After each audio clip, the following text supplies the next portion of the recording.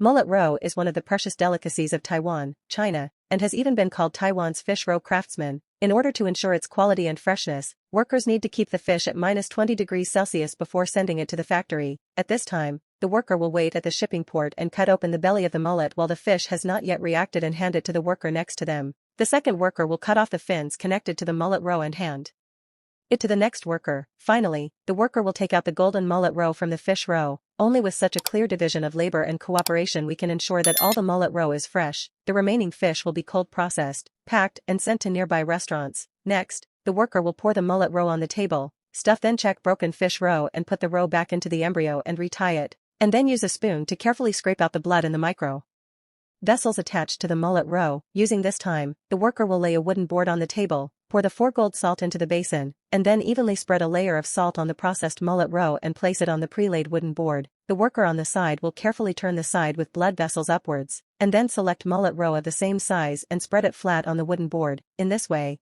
in order to prevent the mullet roe from being oppressed during the stacking process, the workers add heavy objects to the wooden board where the mullet roe is stacked, so that the mullet roe below will gradually shrink and expel water under the action of pressure and salt. After 5 hours, the workers use water to wash off the salt on the surface, and then spread them on the wooden board again and put them in the open space to dry. At this time, the workers will use artificial skin to repair the damaged parts of the mullet roe, and then spread gauze on the wooden board, stack the mullet roe layer by layer again, and press it with heavy objects. After 3 to 5 days, the mullet roe will be dried. The workers will separate each pair with scissors and cut off the excess part on the head. A special delicacy mullet roe is ready.